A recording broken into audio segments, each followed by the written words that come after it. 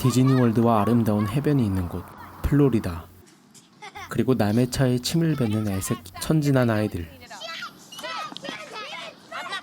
그들은 디즈니월드 매직킹덤의 맞은편의 모텔촌에 사는 아이들입니다. 이웃에게 피해를 주고 다니는 무니와 친구들. 심지어 그 대가를 치르는 와중에도 그들은 새로운 친구를 만들며 모든 것을 놀이로 승화시키는 장난스러운 아이들이죠. 눈앞에 디즈니월드를 마주보며 정작 디즈니월드에 갈 돈은커녕 집조차도 없어 모텔 장기 투숙으로 근근히 살아가는 그들은 디즈니월드만큼이나 화려한 색채가 가득한 모텔촌에서 즐거운 생활을 이어나가고 있습니다. 툴툴대면서도 매번 사정을 봐주는 모텔 관리자 바비와 없는 와중에도 서로를 챙겨주는 따뜻한 이웃들. 소박한 행복을 나누는 그들의 삶은 부족하지만 부족함이 없어 보입니다. Excuse me, miss. Could you give us some change, please? Doctor said we have asthma and we gotta eat. 아이스크림 하나를 사기 위해 구걸을 하고 겨우 사온 하나의 아이스크림이 녹을까 건물 안에 들어가 서둘러 나눠 먹는 아이들의 모습. 매번 방세를 제때 못 내 독촉을 받는 무니의 엄마 헨리. 결국에는 도매로 구입한 향수들을 좋은 호텔 앞에서 아이와 함께 불법으로 팔아넘기는 모습. My mom said have. 매일같이 붙어다니는 친구가 타지로 떠나게 되자 떠나는 아이보다 그 아이가 남기는 장난감을 더 반가워하는 아이들. 영화가 담고 있는 사실들만을 놓고 보면 이곳의 사람들은 굉장히 불행하고 우울해 보입니다. 하지만 영화는 시종일관 밝고 화려하고 따뜻한 색채로 이들의 모습을 담아내죠. 심지어 아이들을 비롯한 어른들에게도 웃음은 끊이지 않습니다. 소박하지만 행복한 곳. 하지만 가난이 해결되는 것은 아닙니다. 향수파리로 숙박비를 충당하는 일을 더 이상 하지 못하게 되자 어느 날 헨리는 무니에게 수영복 사진을 찍자며 즐겁게 사진을 찍죠. 그리고는 장난감과 무니를 욕조에 넣어둔 뒤 시끄러운 음악을 틀어놓습니다. 교차 반복되는 목욕신과 아름다운 플로리다에서 뛰노는 무니를 담은 힐링신들. 힐링되는 낮의 모습과 목욕만 하는 밤의 모습이 계속해서 반복되던 어느 날 아동 보호국이 무니의 집에 찾아오게 되고 다음날 헨리는 무니를 비싼 호텔 뷔페에 데려가 먹을 것들을 잔뜩 먹입니다. This is real life, man.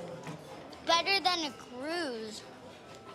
I mean, there's not cruise. Also obtained this online classified ad soliciting customers for sexual activity. 그리고 다시 찾아온 아동 보호국. 무니에게 잠시 동안 다른 집에 놀러 가는 거라며 이웃 친구들에게 인사를 지키게 되는데 We can do a hug or a high five. My mom said you're going to another family. 그만 엄마의 말을 옮겨 뱉은 친구의 말을 듣게 되는 무니. Sarah's going to another family. Stop! You're such a liar! 그 길로 무니는 도망을 치게 됩니다.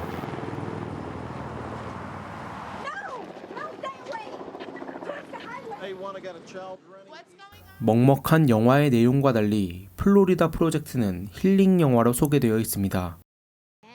확실히 영화의 감성과 따뜻하고 화려한 색채는 잔잔한 힐링 영화에나 어울릴 법한 느낌을 줍니다.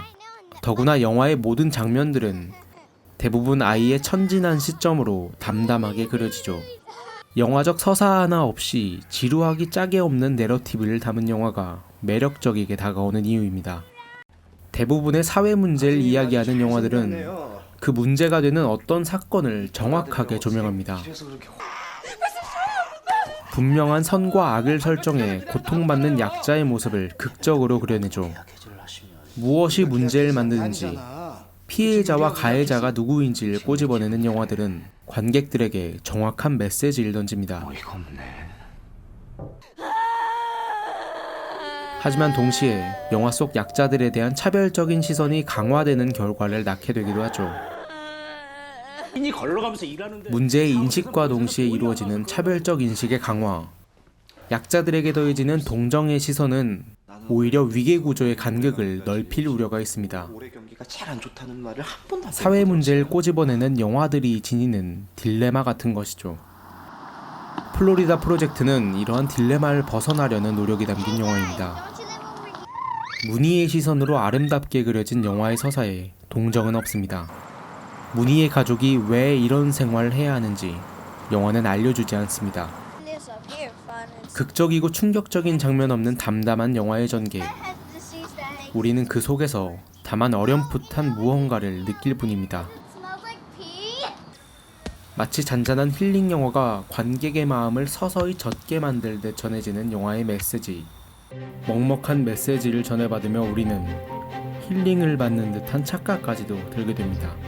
그런데 직접적으로 드러나지 않은 영화의 메시지를 우리는 어떻게 전달받은 걸까요? 영화의 제목 플로리다 프로젝트는 디즈니월드 설립 프로젝트의 명칭이었습니다. 그리고 동시에 플로리다 빈민복지정책의 정책명이기도 하죠. 더해서 영화 속 무늬가 사는 모텔의 이름은 매직캐슬, 디즈니월드의 상징이 되는 성의 이름 또한 매직캐슬입니다. 가난한 무늬 가족이 살아가는 환상의 나라 디즈니월드. 잔잔한 힐링 영화 속에 담긴 비극. 드러나지 않는 영화의 메시지는 극명한 대비를 통해 충분히 수면 위로 은은한 빛을 발하고 있습니다. Jancy. 모텔 매직캐슬에서 도망쳐온 무늬는 다른 모텔에 사는 친구 젠시에게로 향합니다.